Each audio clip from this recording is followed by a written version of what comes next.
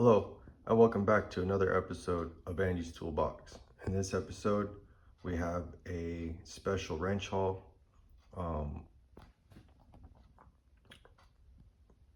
from Japan. These Japanese made wrenches are very nice.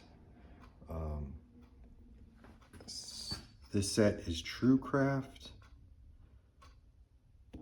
and this set is a brand called Top, but they're generally the same style of wrench, just a different manufacturer.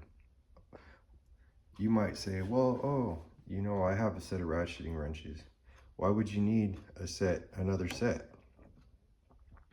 Well, these do a few things, but one thing they do better, and I'll get it right out right now, than any other ratcheting wrench I've ever seen, is their build quality in the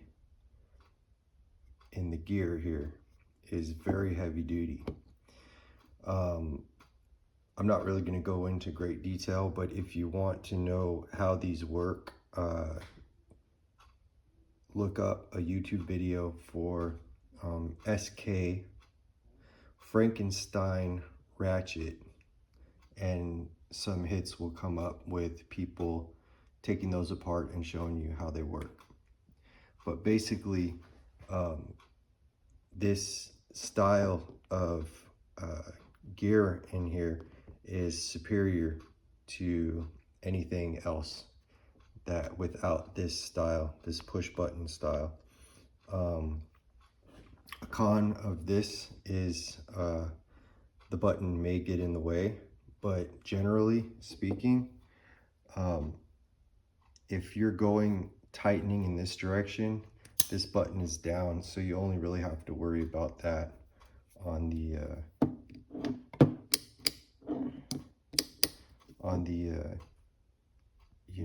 the ratchet stroke.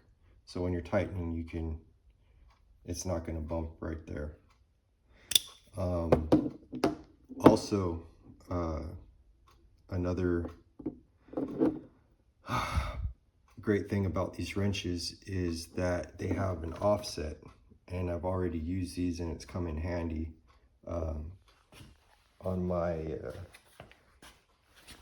my creeper seat here to get around here.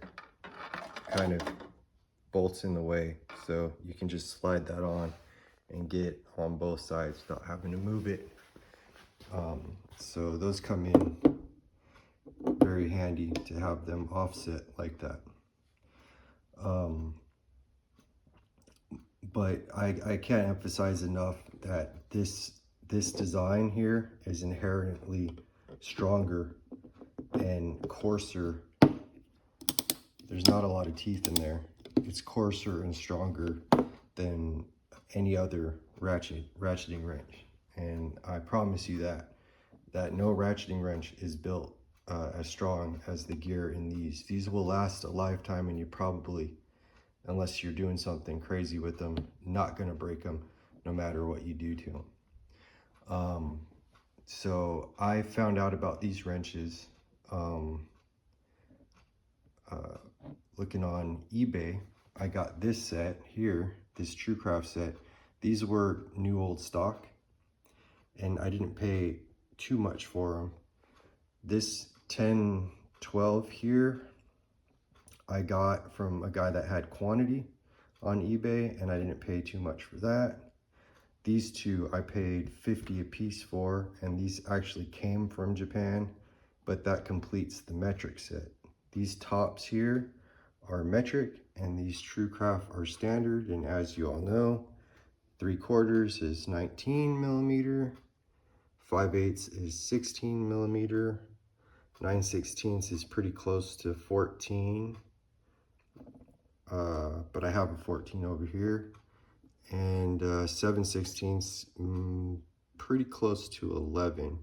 So between these two sets, I have a full set of SAE and metric, missing size 15 and 18, which I do not use hardly, if if I ever used them, I can't even remember using a 15, maybe a 15, but definitely not an 18 millimeter. Maybe on tooling, like flap discs or something might have weird sizes like that. But these wrenches are very nice.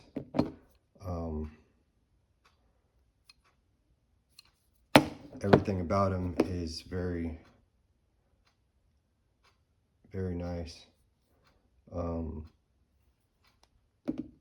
High quality.